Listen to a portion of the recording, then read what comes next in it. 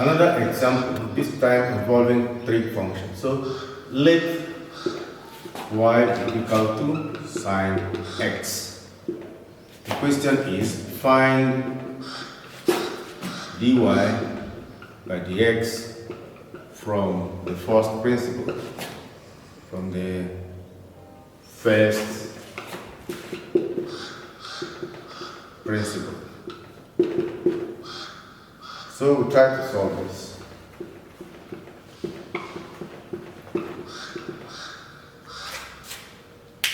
Okay, look, we need to compute.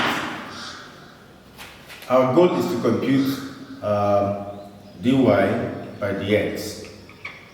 But like I mentioned previously, dy by dx is nothing but limit as delta x tends to 0 of delta y divided by delta x. But who is this? That means we want to find the limit as delta x tends to 0, f of x plus delta x, if you like. Here now I'm looking at f of x as my y minus f of x divided by delta x.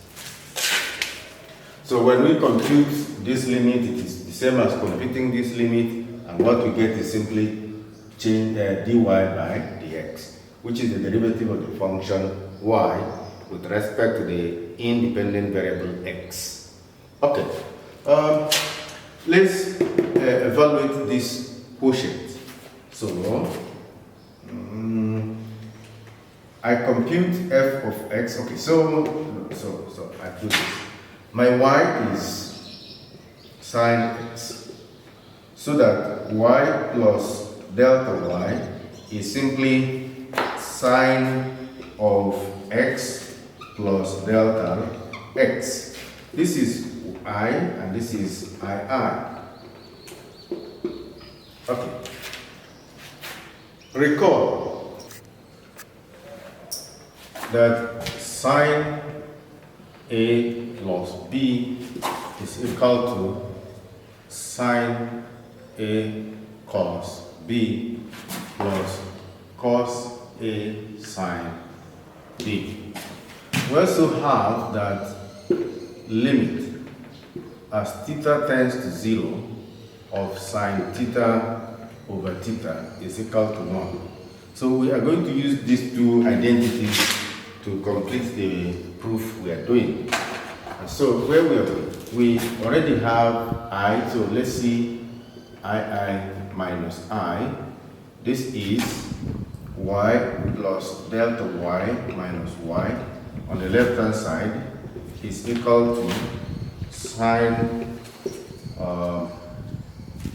of x plus delta x minus sine of x.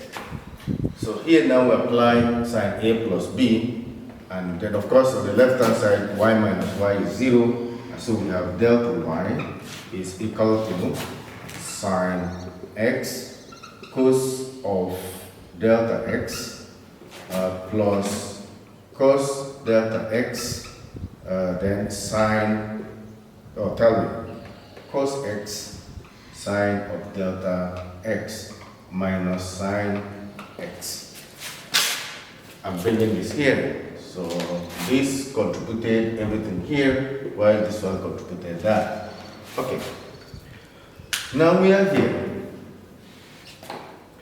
We can bring like terms together. I know that sine x is here, sine x is here, so I can take them together. This is sine x cos delta x minus sine x plus this is a standalone, which is cos x sine of delta x. This is our delta y. Now if we divide delta y by delta x, so I have delta y divided by delta x, this will give me sine x cos delta x. Of course, let me factorize sine x immediately, avoid writing, verbosely. So this gives me sine x into cos of delta x minus 1. So that is what we left. I divide it by delta x plus cos x sine delta x, everything divided by delta x. All right. I wish to say that here, if I divide this by, look, if you have x times y divided by y, this is nothing but x multiplied by y divided by y. And so if I apply that here, this is going to give me, I have delta y by delta x is precisely sine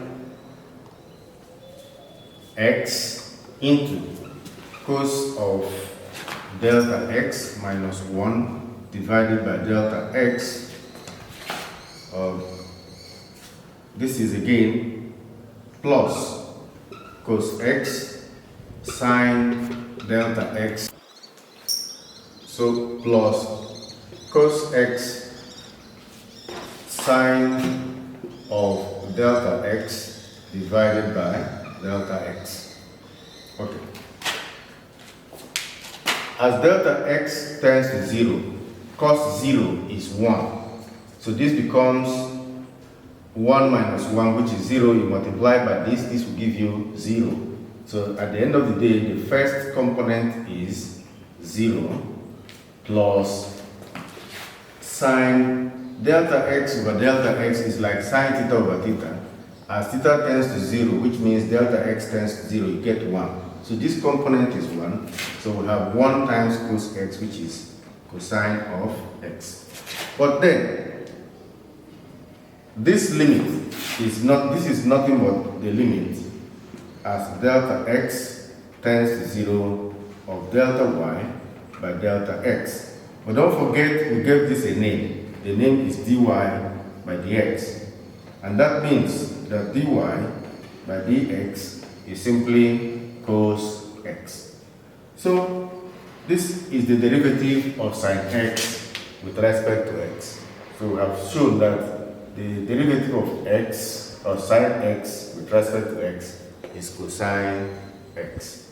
So that is how to use first principle to get the derivative of this type of trigonometric functions. You can apply this to other functions like cos x. We want to find its derivative with respect to x. Tan x, we want to find its derivative with respect to x, and so on and so forth. You simply apply the same approach. Thank you.